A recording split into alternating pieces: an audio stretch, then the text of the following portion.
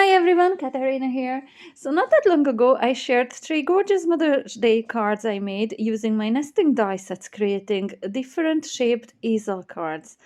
That video was liked by so many of you, and I had requests not only on YouTube but on other social media platforms too if I could show how I made these. So today I'm going to make this one here that you can see on the screen now. The previous 3 were the ones that I already shared in a video I will link to in the description box below. So today I'm going to use the hexagonal die sets, and these are from Creative Craft Products, which I got from Craft Stash. And with the largest die in the set, I took my little cardstocks and I cut the lilac one out 3 times. That's using the larger die. With the next die down, I cut out twice of white cardstock, and then I embossed it with my newest embossing folder from Chloe's Creative Cards, the Decadent Dots. I love it because it's large and it fits these large die cuts in perfectly. Then leaving the next 2 dies in, I took the largest fifth die out, and I cut this out of pattern paper, which I backed up on white cardstock. And this one is from the summer floral paper pads from Chloe's Creative Cards. It's this gorgeous florally pattern, and I've backed it up on white cardstock using my coral glue because I will be popping this up on foam pads. Then I took some of my smaller dies and cut one out of the lilac one of white, again embossed it with the Decadent Dots, and the smallest one of the pattern paper, which these 3 will act as the stopper for my easel card later on in this video. To start with, I'm going to assemble the base. So I'm using my coral glue to layer this white cardstock on top of the lilac one, and this will be the bottom of the card. The next piece will be, which I will use as the mechanism for my easel. So there really is 2 ways that you can go about this one. If you want your easel to stand like that, do you see how the straight edge of the easel is on the bottom? You would need to do your scoring like so. So the straight edge is butted against the left side of the scoreboard. However, what I want to do is exactly the same what I did on the card I shared before. I want it to stand on that corner instead of the straight edge. So now my corner is pushed against the left hand side of the scoreboard, and I'm scoring down at 1.5 inches to create a hinge. And then this card measures from corner to corner just over 7.5 inches. So I'm coming down at 3 7/8, around halfway. I like to go in around halfway, and I'm going to score down in there as well.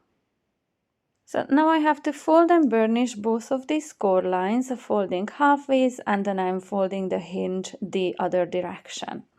I'm going to use that hinge, that triangular shape in there, to attach this to the card base. So I'm covering that in my coral glue, making sure the glue spreads out properly.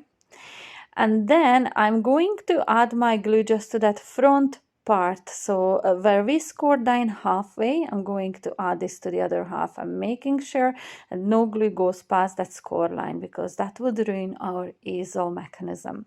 This is the bit where I'm going to attach my last lilac-y hexagon to, and I'm making sure that it sticks properly. This is how my easel mechanism will work. So this will be the front part, which I will start decorating by adding the white hexagon, which I had embossed in the Decadent Dots embossing folder.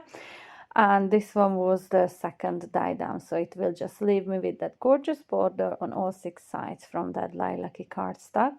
And I'm using all heavyweight 250, 270 GSM cardstock in here, except this pattern paper, but that's why I have already glued some white heavyweight cardstock onto the back of it.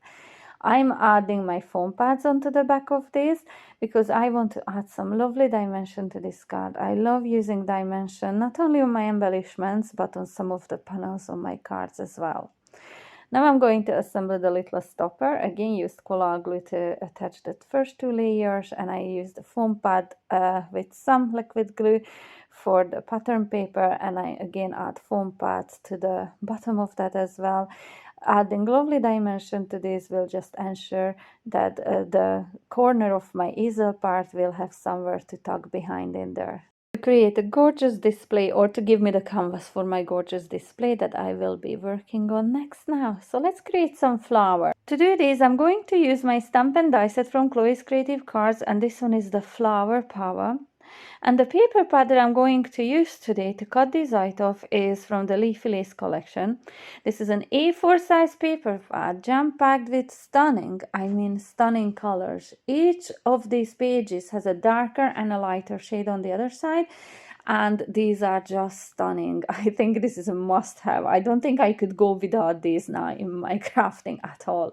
So I picked out lilac-y, pinkish ones, and then a green one for my foliage, which I cut out of using the swirly foliage dies. So for the largest flower, I used that darker shade of that color. For the medium one, I used the lilac-y one, and for the smallest one, the Riverside, of which I'm going to show you now. I'm only going to assemble one of these flowers on camera because it's just repetitive. So this one is the largest one, and I cut this out with the die that you can see on the left-hand side.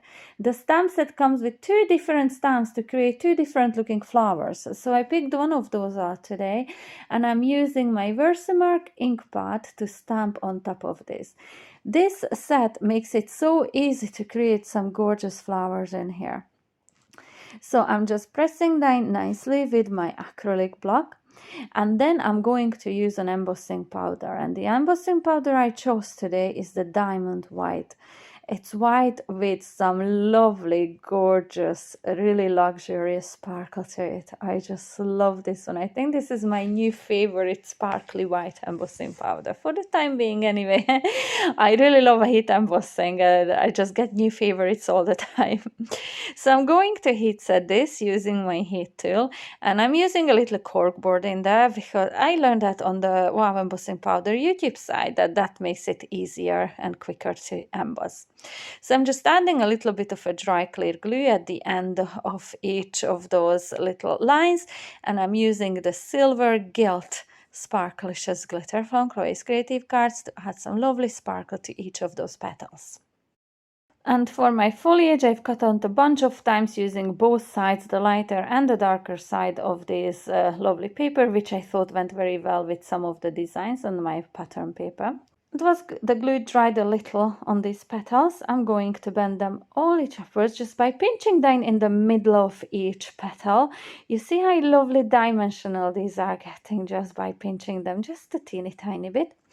And I'm using 2 layers for each flower, adding a little bit of hot glue in the middle. I'm offsetting the top layer from the petals below. And to decorate the flowers a little bit, instead of stamens, today I decided to go with some rhinestones just in the middle. I added a drop of hot glue, and I'm adding 3 lovely pearls in the middle, and these are going very well with the color of the paper. And this is from one of the bling boxes from Chloe's Creative Cards. Now you can see how the 2 smaller lilac-y ones and the 2 smallest of that lighter color create a stunning set of flowers to decorate our card with. I want my floral arrangement on the left hand side, but I just don't want to go just straight down at the edge of the left hand side. I want them a little bit more towards the top rather than the bottom. So this is the kind of an arrangement I'm going for, and I'm just using my hot glue just to fix this into place in there.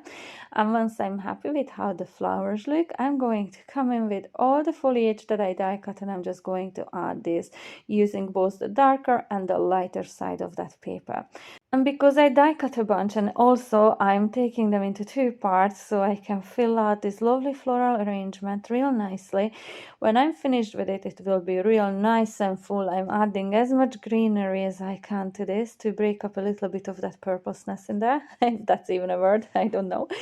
But this arrangement looks gorgeous when I'm done with it. I just fell in love with this. I think the flowers are beautiful, and I really enjoyed working with this color combination. So now I'm just going to add my stopper. You could see me removing the backing of the double-sided foam pads in there, and I'm just adding it towards the bottom of my base. And this is how the Easel card will look once it's standing up.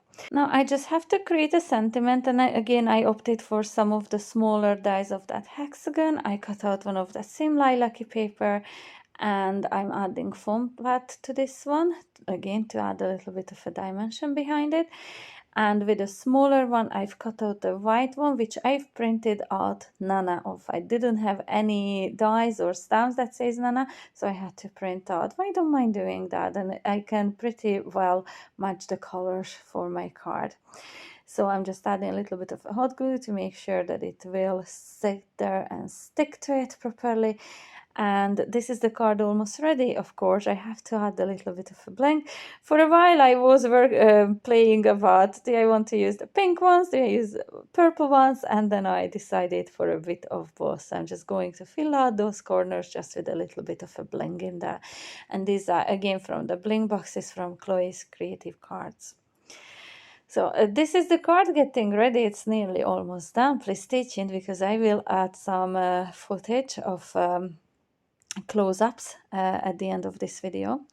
And until then, I would like to just say thank you so much for all the lovely support and the comments and the likes and shares. It's just been amazing. I really enjoyed making these videos, and when I feel that it's worthwhile because you like them too, it just makes it really an enjoyable experience for me. So I really hope you enjoyed today's tutorial, and if you did, please do not forget to give me the thumbs up, leave me a comment, subscribe to my channel if you haven't yet done so. Make sure you hit the notification bell so you get notified anytime I upload new videos, because I have some more lovely tutorials coming up very soon. I really loved having you here today, and I hope to see you back the next time. Until then, bye!